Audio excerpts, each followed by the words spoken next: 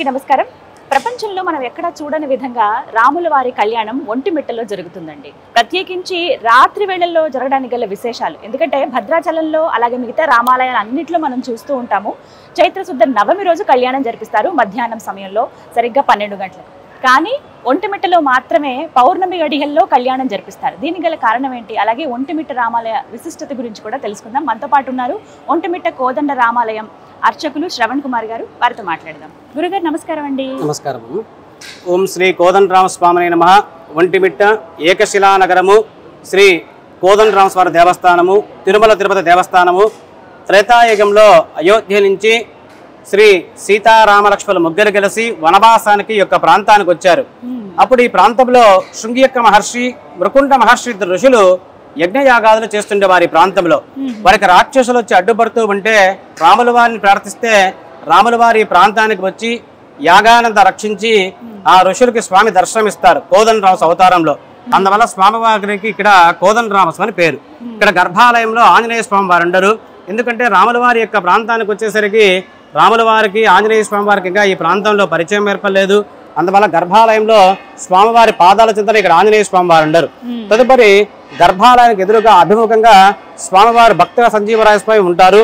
స్వామివారి యొక్క పాదాలు ఆంజనేయ స్వామి యొక్క శిరస్సు సమానంగా ఉంటుంది. తర్వాత లోపల గర్భాలయంలో స్వామివారి మూల విరాట్ 3 విగ్రహాలు కింద భూగర్భం నుంచి ఒకే పీటపై ఏకశిలగా ఉంటారు. అందువల్ల ఏకశిల అని పేరు. అందువల్ల గ్రామానికి కూడా పూర్వనామం ఏకశిలా నగరం అని పేరు. తదుపరి ఈ గ్రామం కూడా ఒకటే మిట్టలాగా ఉంటుంది. ఆ మిట్ట మీద 2 దొంగలు ఉండేవారు, వంటుడు మిట్టుడని. వాళ్ళిద్దరూ దొంగతనాలు చేసుకుంటూ ఈ ఆలయ నిర్మాణం జరగకముందు స్వామివారి ఇక్కడే గుహలో ఉండేవారు, ఇక్కడ వచ్చి దాచుకునేవారు దొంగలు. ఒకరోజు రాముల వారు ప్రత్యక్షమయ్యి మీ ఇద్దరు దొంగతనాలు మానండి, మంచిగా బ్రతకనని మంచిగా చెబితే వాళ్ళిద్దరూ అప్పటి నుంచి దొంగతనాలని మానేసి మొట్టమొదటిగా లోపల గర్భాలను నిర్మించారు. అందువల్ల గ్రామానికి వాళ్ళిద్దరి పేరుతో ప్రస్తుతానికి ఒంటిమిట్టగా పేరొందింది. తదుపరి ఇక్కడే బెమ్మెర పోతనామాతలు భాగవతం రచించారు. అలవైకుంఠపురము నగిరిలోని కొన్ని చరణాలు గుర్తు రాకుంటే పోతన గారికి రాముల వారే స్వయంగా వచ్చి తాళపత్ర గ్రంథాల్లో పూర్తి చేస్తారు. పలికినది భాగవతమట, పలికించుడు వారు రామభద్రుండట అని ఆ భాగవతాన్ని ఇక్కడే రాముల వారికి అంకితమిస్తారు. ఒకసారి తాళ్లపాక అన్నమాచాల వారు వస్తారు. దేవాలయ దర్శనానికి వస్తే ఈ దేవాలయ తలుపులను వేసేసి ఉంటాయి. ఆయన మండపంలోనే కూర్చొని సంకీర్తన గానం చేస్తే వాకిలిని తెరుచుకొని రాముల వారు దర్శనమిస్తారు. రామ రామ సమర విజయ రామ అని. తదుపరి ఇక్కడే మాలబోబన్న అని మహాభక్తుడు ఉండేవాడు. రోజు బయట తూర్పు ద్వారం వద్ద నిలబడుకొని భజన పాటలు పాడేవాడు. రామ రామ అనట రావంతు ఏకశిలా పురాధామ కాపాడి నివంతులు పాడుతూ ఉంటే ఈ ఊరిలో గ్రామాధికారులు పెద్దలంతా వచ్చి అతను అంటరాడి వాడని దేవాలయం వెనకవైపు తోసేస్తారు. ఉదయాన్నే అర్చకులు వచ్చి వాకిల తీగా రాముల వారికి విగ్రహం కూడా పడవర వైపు తిరిగి ఉంటుంది. ఏమి స్వామి అపరాధము అంటే నాకు భక్తి ప్రధానము, కులము ప్రధానం కాదని ఈ యొక్క జగత్తుకంతా హితోపదేశం చేస్తారు రాముల వారు. యథా ప్రకారంగా ఆయన తీసుకొని వచ్చి రావయ్య నువ్వు రామభక్తుడమని అదంతా భజన పాట పాడించేవారు. యథా ప్రకారంగా రాముల వారు తూర్పు తిరుగుతారు. తర్వాత ఇమాం బేగన్ ఒక నవాబ్ ముస్లిం ఒక ఆయన ఈ దారిలో సిద్ధపడిన కోటకు వెళ్తుంటాడు. కొంతసేపు గుర్రానికి సేద తీర్చుకుందామని ఈ దేవాలయం చుట్టూ అంకణాలు నిలబడతాడు. ఇక్కడ ప్రజలంతా వాదోపదానం చేసుకుంటుంటారు రాముల వారు ఉన్నారు లేరని.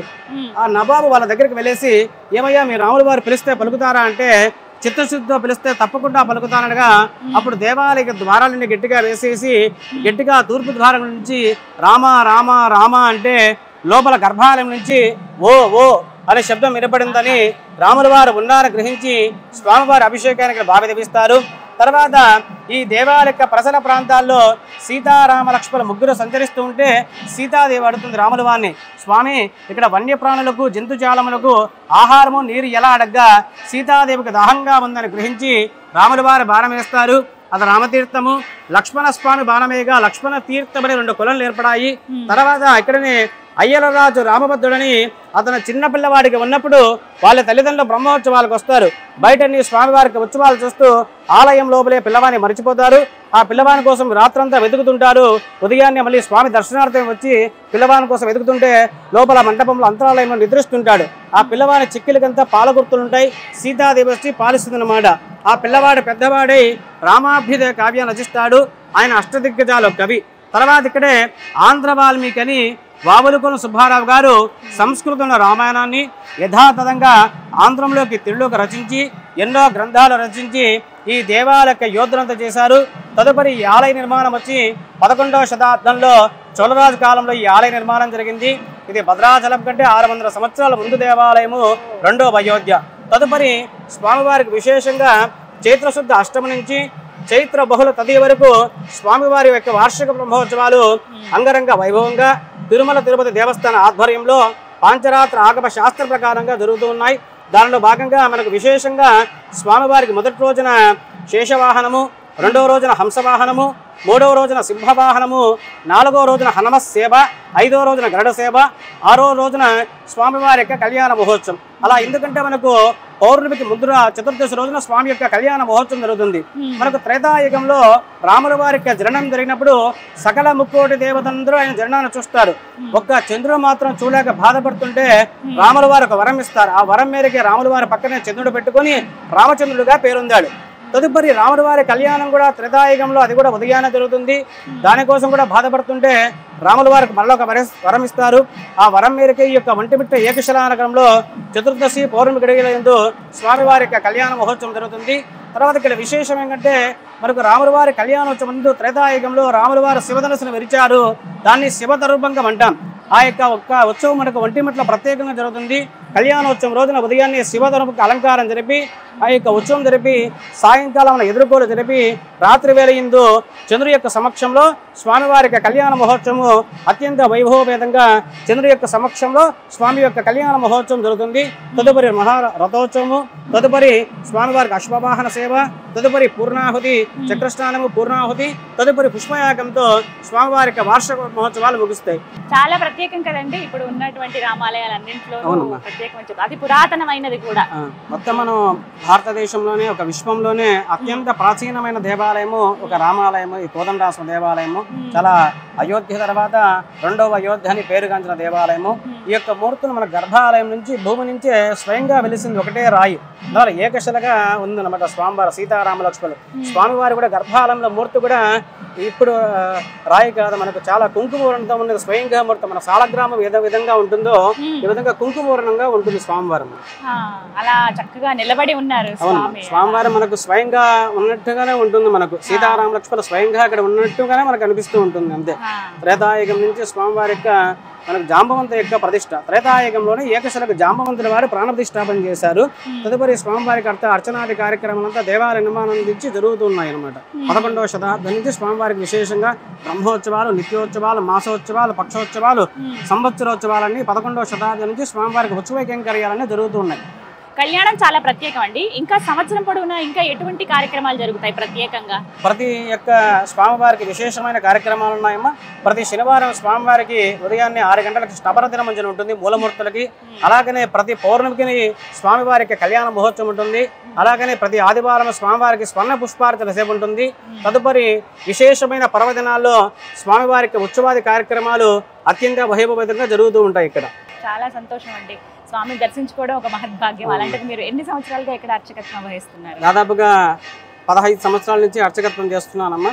మా నాన్నగారు కూడా ఇక్కడే చేస్తున్నారు, ఆయనతో పాటు నేను చేస్తున్నాను.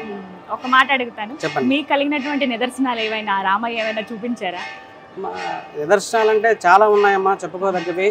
భక్తులంతా చెప్తుంటారు, వాళ్ళ యొక్క నిదర్శనాలే మాకు నిదర్శనాలు. భక్తుల యొక్క నిదర్శనమే నిదర్శనాలు. చాలా మంది వివాహం కాని వాళ్ళు వస్తారు, స్వామి దగ్గర దర్శనార్థమై వచ్చి స్వామి మా యొక్క వివాహం కాలేదు, మా కుమారుడు కానీ మా కుమార్తె కానీ దర్శించుకుని వెళ్తుంటారు. తిరిగి మళ్ళీ వచ్చి వాళ్ళ ముహూర్త పత్రికతో వస్తారు, స్వామి మా యొక్క కళ్యాణ మహోత్సవం మాకు అనుగ్రహించారు అని స్వామి దర్శనం వస్తారు. అవన్నీ మాకు అనుభూతులే.